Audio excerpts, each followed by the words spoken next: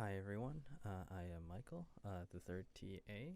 You may not have come in contact with me or seen me in class because my main role is to work on the handouts and the assignments, most of the written work.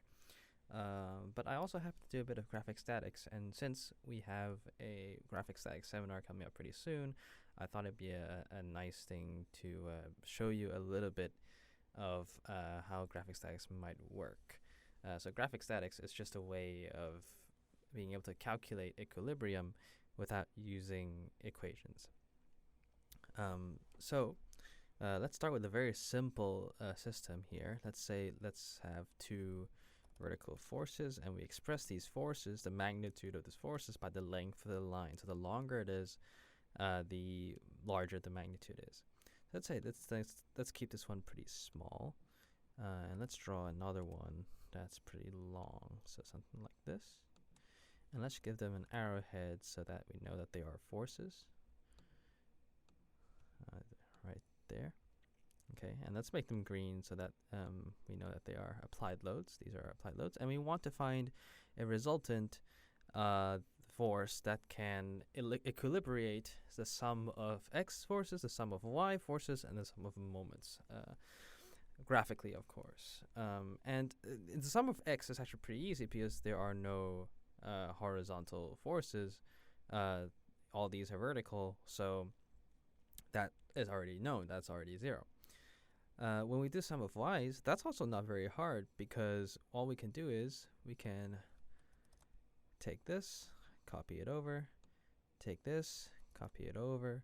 We call this a force diagram, where we take the tip of one arrow, one vector, and line it up with the tail of another arrow.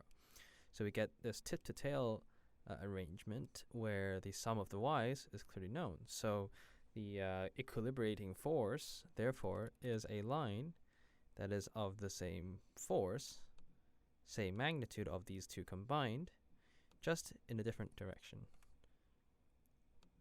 So this is technically in the same position. We just offset it so that you can see it. And let's make that blue to make it known that this is a resultant. Let's make that blue. Great. So that's the force. That's the vertical force that needs to counter these two vertical forces. But now the question is, where do you place it? When I copy it over, where do you put it? If these two forces were equal, then you can say, oh, intuitively you can place it in the middle and right dead center, right? But what if you have unequal forces? You could intuitively say as well that, oh, it should be somewhere closer to the bigger one because this is applying more force, therefore it creates more moment, and will have to have a shorter lever arm, right? If we calculate moments from here to here, right? This with a shorter moment makes it more likely to equal this. But how do we know that? We don't know that. We don't know much more beyond that, and we would like to have a very precise calculation. So this is what graphic statics is able to do. What we can do is take this force diagram here. Let's rotate it 90 degrees for now. This is the convention that we use. Rotate it 90 degrees. And we can put a point anywhere. Doesn't really matter where. Let's just change the layer back to default. Doesn't really matter where. We'll just put it there. And we'll draw two lines. Remember that these two, the resultants and the reactions are, the resultants and the applied loads are at the same position, really. So I'm actually operating on the same point. So I'll take the green to be the point where I'm interacting from for now. But let me extract all these lines from the applied loads, from the position of the applied loads. So now what I've done now is I've associated three triangles to this system. So this triangle is corresponding to the short force. This triangle is corresponding to this force. There's one big triangle that is corresponding to the resultant. So you just have to trust me that there is indeed a relationship, and this is indeed how it works for now. But the way we can solve this is we can take this and copy it over to the force that is relevant to it. So the shorter one, take this, copy it, go to the long one. And since we turned this diagram 90 degrees just now, we'll turn these back 90 degrees, right? And we'll place them along the lines of action of these forces because we know they are related to these forces. Now, we know that these are on the lines of action, but we don't actually know where they belong on the line of action. So how do we know? Well, you see there's an edge right here in the middle, which is shared by both forces in the force diagram.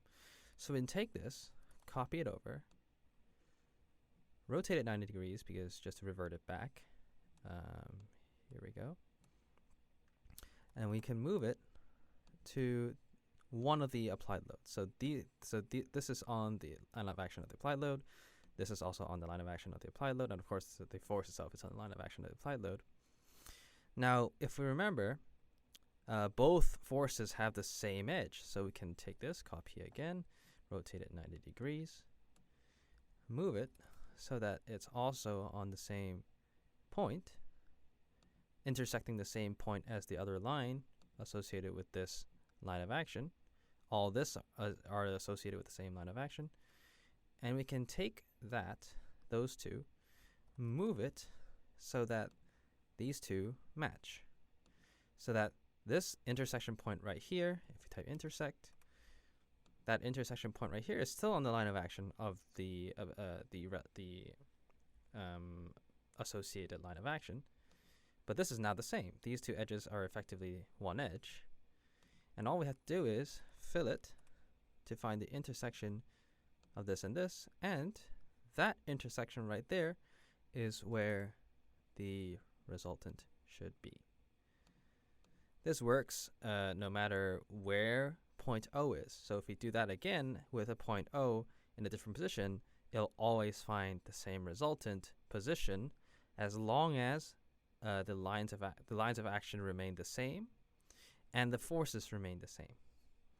So that's a very quick overview of how to do graphic statics. Hopefully in a very short period of time, maybe very soon, we'll have a parametric model made of Grasshopper where we have a bunch of sliders to tell you what kind of dimensions you can do and what kind of parameters you can alter to still get a solution. But yeah, that's a very quick introduction to graphical statics.